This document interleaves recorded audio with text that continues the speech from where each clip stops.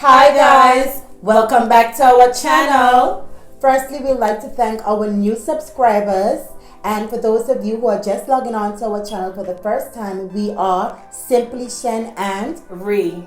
And today we're coming with part 2 of our journey to the UK. Of our journey to the UK, and we're coming back today to speak about tips and anything else that we've experienced that we can tell you about. To help you with your journey if you're planning to move here. And just for general information as well. The first thing that I want to talk about is before you even make the journey is buying sterling pounds. If you're coming from the Caribbean like I came from, you can go to your local bank to find out if they offer sterling pound accounts where you can start buying your pounds while you're still in the Caribbean, the USA, wherever you may be. And this way, when you come to the UK, you will have some cash with you already because they do give you an ATM card that you can use anywhere inside of the world. This is also beneficial because your loved one or your family members back from your native home can put money onto this account for you, which eliminates the wire transfer fees, which is usually £65 to £125. Quite hefty. Only thing that you will really be paying is the conversion rate to buy the pounds, and then here in the UK when you take the pounds off from the bank account. So that's just a way to have enough money when you come here so you don't start from scratch. So the second thing that we're gonna talk about is housing. In our first video, we talked about getting scammed before we moved here with our housing. You'll have to go check out part 1 to see that. But here what I want to talk about is purchasing furniture. Now I know that most people from the Caribbean or anywhere in the world usually would like to buy brand new furniture. But moving to a new country, you don't want to invest in brand new furniture. You can purchase second-hand furniture that's just quite as good as, or sometimes even better than the new brand furniture. So I know Shin has experience with buying this, so I'm gonna leave her take over for that one. I bought some furniture when I just moved here from Spark. You could use Spark, Depop, or even Facebook Marketplace. I used Spark. When I first came, I was like, why would I want second-hand furniture? I don't want furniture that anyone used. And when I was checking out, I went to Spark and I saw a 3-piece all white closet, chest of drawer, and a vanity table. It cost me £60. I was like, that price is too good to be true. So I went, I had a look at it in person and it looked impeccable. And I bought it. So they delivered it to my house as well. And I'm still using it to this day, and it's not pressed wood. It's very durable and it's just good. So what I'm saying is just you can just look around before you even think about going to IKEA and those places. You can just look around for second-hand furniture and you should be okay. And then on that note, I also want to speak about if you're renting a house or a room, you have to be aware that you have to pay council tax. You also have to pay TV tax and radio tax. So just be mindful that this is something that I know, especially from the Caribbean, that you're not accustomed to council tax, TV tax, and radio tax, but it is something that you have to put into your budget, whether you're coming here to live, go to school. Well, not if you're going to school. That doesn't apply if you go to school. Just if you're renting your own house or a flat. Yep. Okay, and then the last thing that I want to talk about is with your utilities, what I would recommend for anybody to do is when you sign a contract with either your gas provider, your electric provider, is that you look at the contract, because what they usually do is give you a promotional rate for the first year, and then they carry the price up triple sometimes. Yep. So at the end of every year, just before your contract expires, revisit it, shop around to see who will offer you a better rate. And that's a good thing to do because there's loads of companies in competition, and there's one company if one company sees a company is offering 20%, one company is gonna go 10% to grab you. For example, it's the same thing with the cell phone providers. You have to shop around to get the best deals because there are best deals out, better deals out There's there. no monopolies here. And that's it for our housing. If you see us looking down, by the way, it's because we have our notes in our hand so that we know what it is that we're telling you. Next thing that we're going to talk about is the National Health System. Shen, take it away. So the National Health System, the NHS, it's a free system, but it has its drawbacks. I know we like to complain about the hospital and everything about Anguilla, it's slow, XYZ. But when you come over here and you're receiving free healthcare as well, there's a wait time for every single thing. It's snail pace. Like there's a wait time for the cashier and there's a wait time to get your prescription. There's a wait time over here too. And that's something that I don't like about the NHS, but I understand it's free, so I just have to live with it. If you book an appointment for 8 o'clock, when you go there at 7:50 or 7:55, you're expecting to go through the doctor's door at 8, latest 8:10. Sometimes you're not getting seen until midday. So most people, when they book in a doctor's appointment, they take off the whole day. Like in Anguilla, if I want to go to the hospital, it's not gonna be a 5-hour wait. I just go, I sit down, maybe 10, 15 minutes, 20 minutes, and I'm in. And if I don't want to go to the hospital, I can go pay a private doctor and I'm in. You can get private healthcare over here as well. Like Lisa said, it's more expensive, but there is private healthcare that you can get. But if you're on the national NHS, just be mindful that you do have to wait. Yeah. And now we're getting to the part that everyone has been asking us about, the driving license. So to get your driving license here, it's again another process where you have to wait. You have to take your theory test, which is also known as your written test for us down in the Caribbean. But that again has waiting time. Yeah. I mean, it can take you up to 4 months before you can go and get a space for the written test. And it's called, the book that they use, we use it in Anguilla as well, which is the Highway Code. England Code. But now when I did I've had my license for over 10 years now. When I read the Highways England Code, I only read the parts that apply to Anguilla. But here, Highway Code, thanks. You had to read the whole book because everything applies here. I mean, they have roundabouts with 10 exits, like literally. Why? So that process in itself takes time. And then once you pass your theory test, you have to do the actual physical driving test, and that again can take time. Sometimes it can take up to a year before you can get a space, or you can go to another county that's close by that shares the same county code with you. Like we live in Berkshire, so any place that's in Berkshire we can go to and apply for our driver's license if they have space to do it, but that takes time. And as well, when I was going to do my written test, I had to wait for like 3 months. But as soon as I passed my written test, I made an appointment for my driving test. After my first driving lesson, I didn't wait until I felt, because I knew I could drive. So I just needed brushing up because there's like 4 lanes here and we're accustomed to like 1 or 2. So while learning that, I booked my appointment for my driving test. I didn't wait because I realized that when I was looking, it was like 3 months. My driving instructor gave me a tip. He said you can look on the website almost every single day or every other day there are cancellations. And it was a cancellation that I was lucky to have because I started my driving lessons in February and I got the driving test appointment in April. So I don't think that was a long wait, but usually it is a very long wait. Yeah, and also on that topic where you have to pay for your driving instructor, they charge you by the hour, and prices range from £25 to £65, and it ranges differently if you're a brand new driver, what type of car you're driving, whether you're driving an automatic vehicle or a standard, which is known as a manual vehicle here in the UK. So again, with that, you have to shop around. What I'm going to tell you right now, everything in the UK, you have to shop around for the best price. And while we're on the situation with driving licenses, once you have your driving license, now comes to buy a car. What type of car are you gonna get? Well, let me tell you something.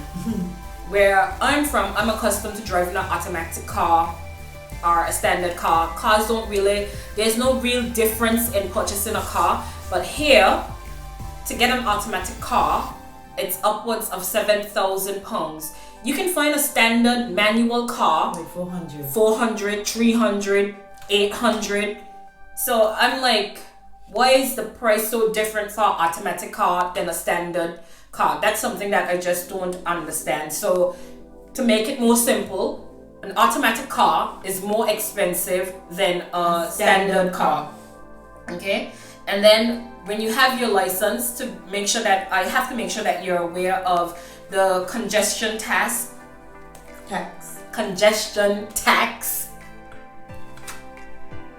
And wherever you live, you need to have permits for your parking. Parking is not free. In Anguilla, you can go park up anywhere that you want, free of cost, free Ola. But here you pay to park any and everywhere. Okay? Any and everywhere. And then having your driver's license is a good form of ID, or even your provisional license. I'm gonna give you a story about why it's important to have your provisional license. So my family from back home visited us last summer, and we went to a mall, showing them around.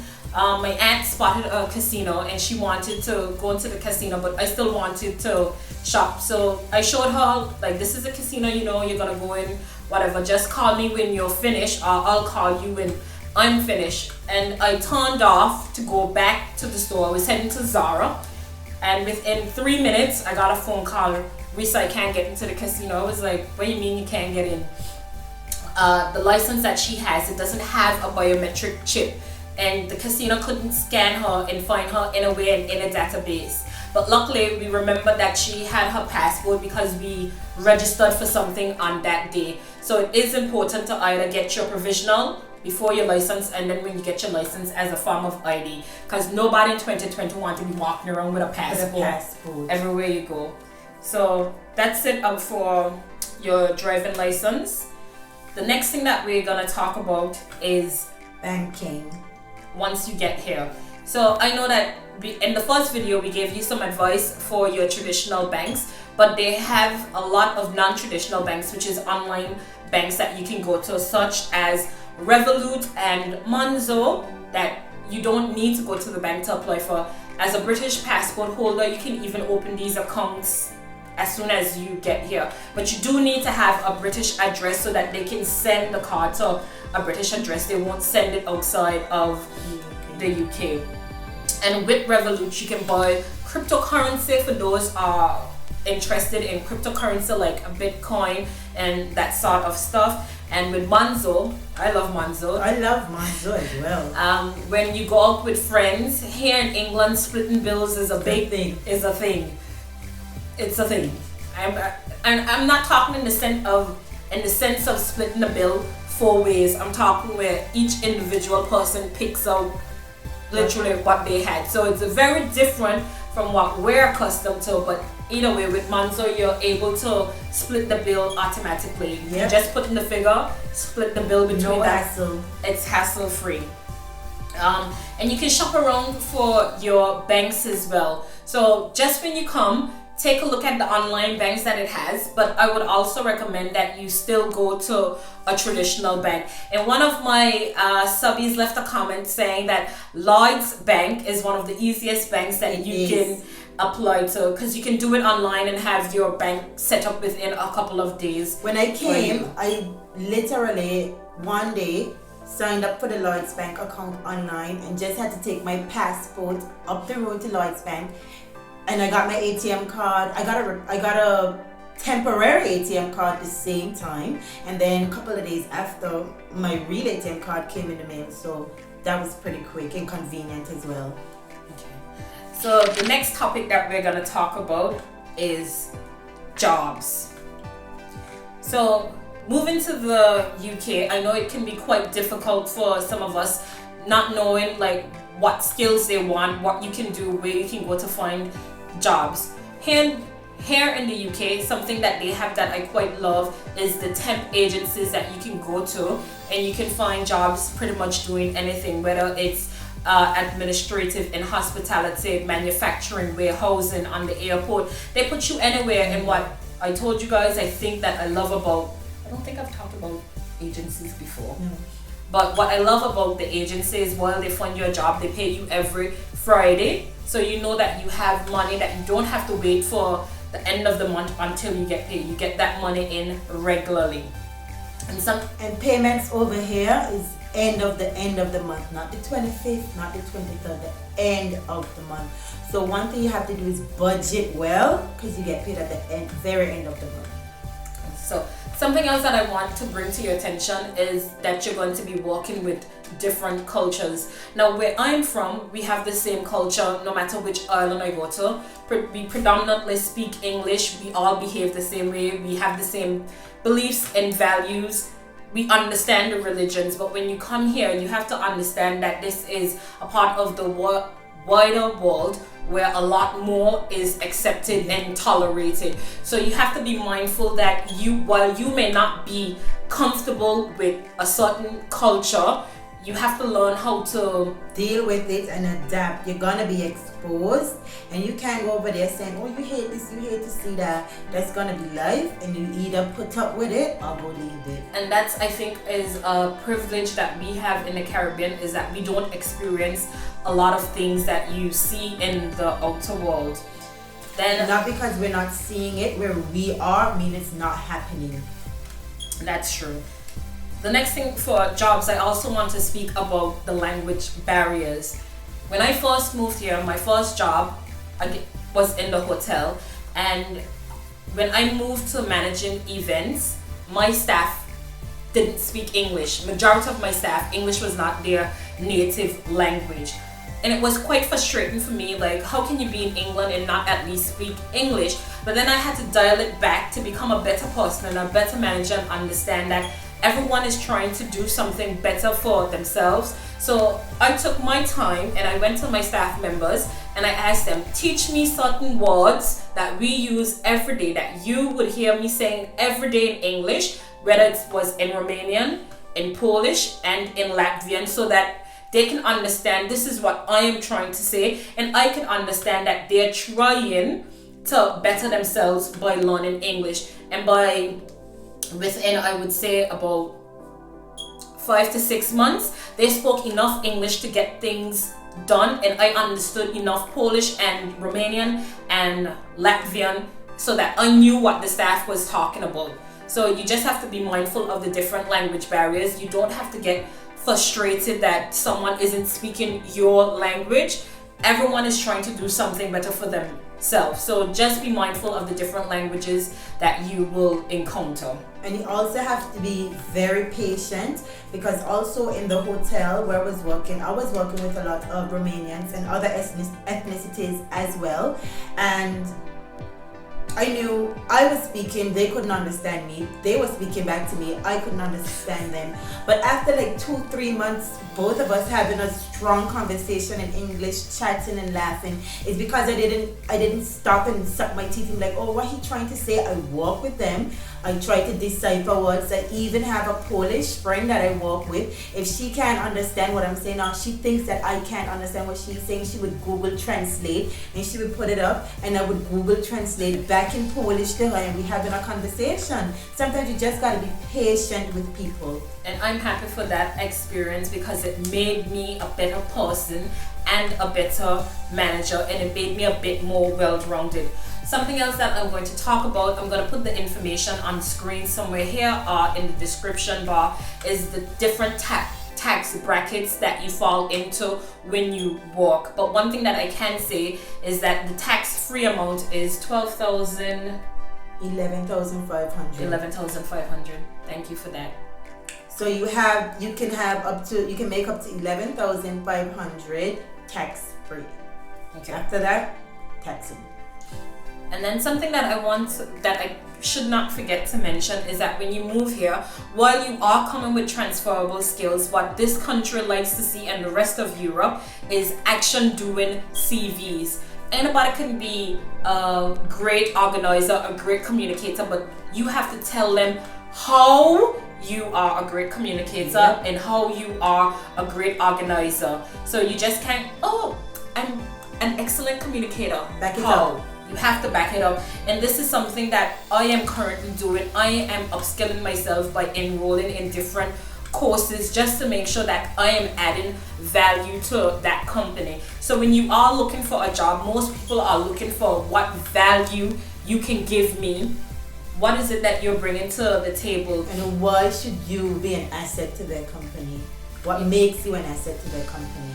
And if you're planning to move here, if you're going to university, you're going to want to get a job. So there are certain programs and skills that this country uses that I've never heard before. They have Sage, a world one rung is QuickBooks. So if you can get yourself adaptable in some of these programs, digital marketing, media, editing, so forth and so forth, those are different skills outside of the normal skills that you put down on your CV, and that is something else that would stand out as well.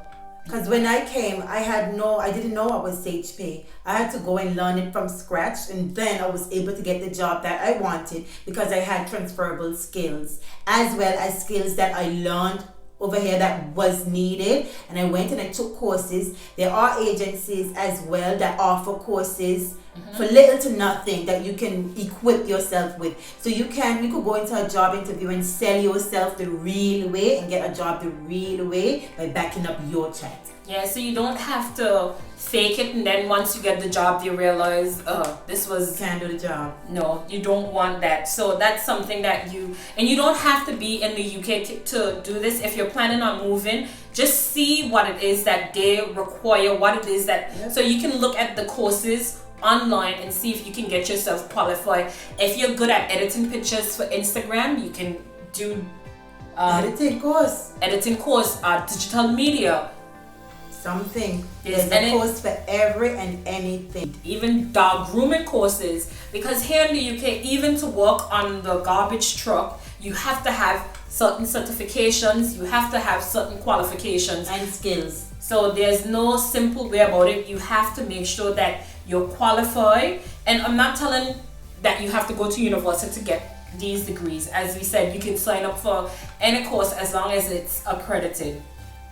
Yeah. And I think that's that. Hi guys, don't forget to like, comment, and subscribe. Stay tuned for part 3. See you there.